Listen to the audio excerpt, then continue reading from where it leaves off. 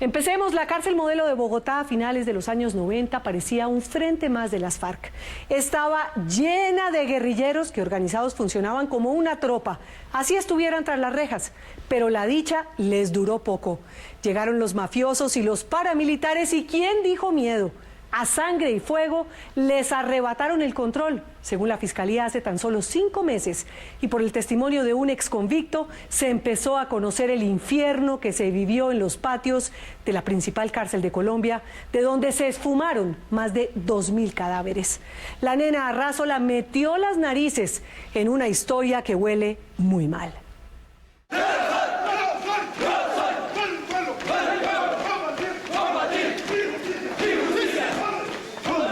Estos son guerrilleros de la FARC, que entre 1997 y 1999 convirtieron los patios de la cárcel modelo de Bogotá en un campo de entrenamiento más, como si estuvieran en su propio campamento.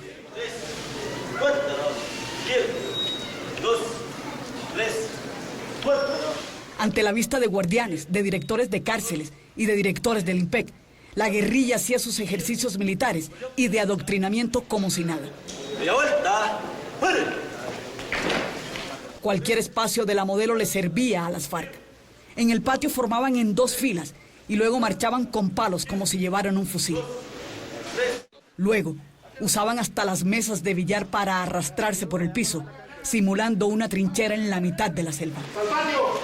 Dentro de la cárcel, como es obvio, mantenemos nuestra estructura clásica de un ejército revolucionario, de un ejército popular. El jefe era Yesid Arteta, un guerrillero de alguna importancia en la FARC, que hasta había instalado un radioteléfono en su celda para comunicarse con el secretariado de las FARC, que por esos años andaba en negociación con el gobierno de Andrés Pastrana. Se reciben las órdenes superiores emanadas del Estado Mayor Central, del Estado Mayor de los bloques. Era el guerrillero de más jerarquía en la cárcel y mandaba. Las FARC imponían sus reglas y, de paso, tenían el control de la enfermería, de las basuras y del suministro de madera, lo que les permitía meter armas al penal sin mayores sobresaltos. Cobraban por todo, por las celdas, por los colchones, por los baños, y hasta, según consta en los expedientes de la época, cobraban extorsiones desde la cárcel a comerciantes y empresarios. Además, ordenaban secuestros desde sus celdas. La modelo era algo así como un frente más de la FARC. Y a medida que se prolongaban los diálogos en el Caguán, se agigantaba la presencia de la FARC en la cárcel. Y Yesid Arteta seguía mandando. Es para evitar las pretensiones que tienen. Pero a finales de 1999, las cosas empiezan a cambiar en la cárcel y a empeorar. Sabemos de algunos hechos selectivos que ocurrieron en la cárcel. Poco a poco el pabellón de alta seguridad de la modelo se va llenando de narcotraficantes de alto nivel, que ya andaban en conversaciones con Carlos y con Vicente Castaño para fundar nuevas estructuras de las autodefensas. Y es justo en este momento cuando se inaugura una guerra tras las rejas entre paramilitares y guerrilleros de la FARC. Carlos Castaño envió la instrucción de tomarse las cárceles, dado la gran cantidad de miembros que estaban detenidos en las mismas, y particularmente en Bogotá había una división muy fuerte entre el sector de los miembros de la guerrilla que estaban detenidos en una parte especial de la cárcel y otro sector que estaba en otra parte de los paramilitares. Allí, según lo que hemos documentado, se conformó el bloque interno capital. Lo que dice el fiscal es apenas el abreboca de lo que vendría. O sea, el jefe era Arroyave, dentro de la cárcel. Al pie de la letra, Miguel Arroyave y Ángel Gaitán Maecha, narcotraficantes al servicio del clan Castaño, fueron cumpliendo uno a uno los puntos de lo que se ha llamado la retoma de la modelo. Y usaron todo lo que se les ocurriera para destronar a las FARC. Homicidios, torturas, descuartizamientos. Ya hemos documentado algunos hechos más graves, como homicidios selectivos, personas que ingresaron y ya no se tiene noticia de nunca hayan salido. Era así de doloroso, así como lo dice el fiscal. Decenas de familiares de presos que ya habían sido asesinados dentro del penal solo recibían la lacónica y escueta respuesta de que se habían fugado o que los habían trasladado, pero jamás volvieron a saber de ellos. Hay hechos que son documentables como ese, porque quedan en libros. ¿Y esos libros y existen? La familia, sí. O sea, los tienen ustedes, sí, tienen acceso a esos libros. Sí, la familia que reporta. Mi familiar entró a la cárcel y nunca volvimos a saber de él.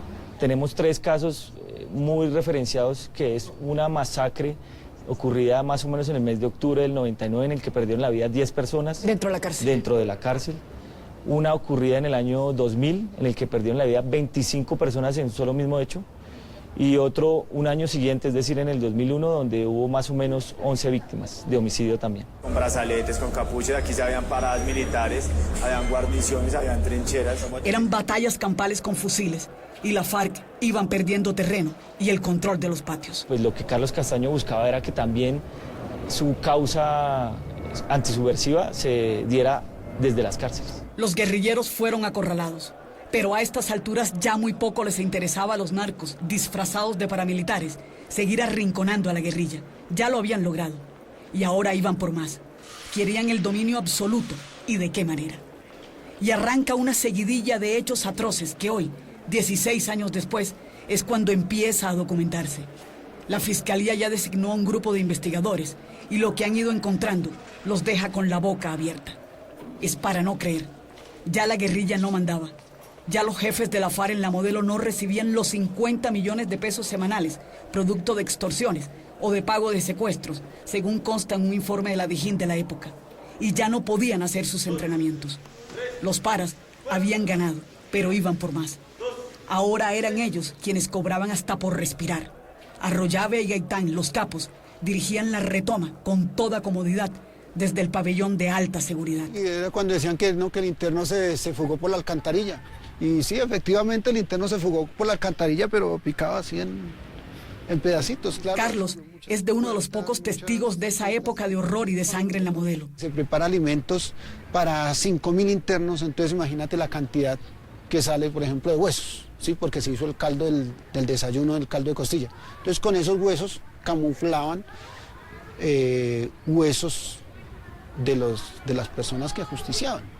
Eso lo supimos también extraoficialmente por voz de un ranchero de ahí de La Modelo. ¿El hueso humano? Lo revolvían con los huesos de la costilla sí, los huesos pollo, de la res de que sacaban del pollo, sí. Entonces así salían los huesos, los tejidos como piel y eso se iban, como tú dices, por entre la alcantarilla, al igual que la sangre. Sabe como pocos que detrás de este inmenso muro se vivieron rituales macabros redactados en un manual clandestino conocido como las 3 T.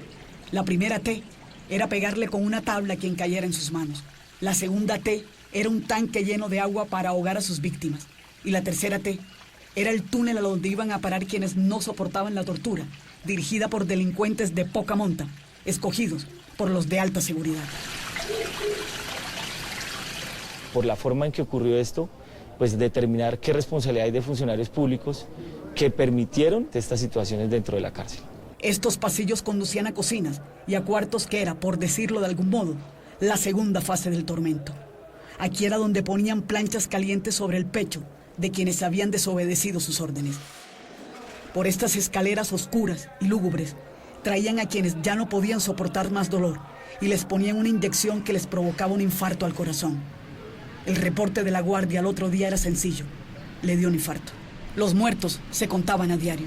La fiscalía habla de 100 muertos, que muchos los echaban por ahí la... 100 muertos en un mes. Yo diría que en La Modelo hubo más de 2.000, 3.000 muertos. La Modelo era eso, un cuarto de torturas, un campo de batalla y una morgue donde desmembraban sin piedad. En estas bolsas de basura eran sacados a diario 3 y 4 cadáveres completamente descuartizados. Los que no cabían en más bolsas eran tirados por aquí. Por estas alcantarillas que daban a la calle, justo al frente de la cárcel. Pedazos de cuerpos los metían por estos ductos y no había nadie, ningún guardia, ningún director, ninguna autoridad que impidiera esta barbarie protagonizada por guerrilleros y paramilitares que dejó miles de muertos detrás de las rejas. Vendrán unas investigaciones paralelas sobre los evidentemente y posibles actos de corrupción que se cometieron para que esto pudiera funcionar con total impunidad dentro de la cárcel. También se empieza a documentar en el expediente que algunos restos humanos se mezclaban con la comida para los cerdos que salía desde la cárcel. De hecho, ya se tiene ubicada una marranera en Soacha, a donde fueron a parar varias de estas bolsas. Como no hubo la respectiva denuncia, no hubo el respectivo seguimiento en su momento, pues nunca se pudieron recopilar las pruebas por la madre, que en ese caso, ¿qué serían los pedacitos de la persona? De piel o de algo, exactamente, sí, algún tejido, ¿no? alguna cuestión, un huesito, una cosa. Exacto. Las víctimas podían ser cualquiera. Un narco con cuentas pendientes, un guerrillero que no se rindió, un amante que había que sacar del camino, un interno que no pagó la cuota, cualquiera. Inclusive dicen que hay unos enterrados dentro de la cárcel. O sea, que lo echaron en cemento. Eso sería en términos macabros bueno, porque uno encontraría a la víctima. Por estos pasillos grises, de paredes azules desteñidas, de rincones malolientes, de rejas oxidadas, deambuló la muerte y el terror hace 16 años, cuando paramilitares y guerrilleros resolvieron convertir la cárcel en un escenario más de la guerra que se vivía afuera de estas paredes blancas, inmensas y rellenas de alambres con púas. Entonces lo que está haciendo la Fiscalía es macroimputación. Entonces cogemos al paramilitar X y 2.000 hechos, lo que implica imputar 2.000 hechos. Los protagonistas de esta película de miedo están casi todos muertos. Miguel Arroyave, ex jefe del bloque Centauro de las autodefensas, fue asesinado en una carretera en Los Llanos en 2004, cuando regresaba de una reunión con los Castaño. Ángel Gaitán, mano derecha de Víctor Carranza, fue acribillado en La Picota de Bogotá por un guerrillero de las FARC en 2001. Lo que está sucediendo en la ciudad de La Habana con las FARC y el gobierno. Yesid Arteta logró salvarse. Es el único de los capos de la Modelo que sigue vivo. Se mudó a Barcelona, donde es profesor universitario, y fue designado por el expresidente Álvaro Uribe como gestor de paz. Tiene permiso de residencia en ese país hasta 2018. Ha existido... Sin duda, su testimonio, en caso de que la Fiscalía lo llame, será clave, definitivo, para entender lo que pasó en la Modelo. Ha pasado mucho tiempo, tal vez demasiado, para encontrar algún indicio de este horror. Además, la cárcel Modelo lleva 2 remodelaciones encima, y por eso es que seguramente los antropólogos forenses de la Fiscalía tendrán que levantar ladrillo por ladrillo y reja por reja. Lo único que quedó intacto fueron las alcantarillas del exterior de la cárcel. Es que donde antes estaban las lavanderías o enfermerías, hoy hay archivadores y oficinas. Una tarea titánica para desentrañar los secretos de una batalla abierta y sangrienta que se libró aquí, en la Modelo, que queda en el sector de Puente Aranda, corazón mismo de la capital de la República.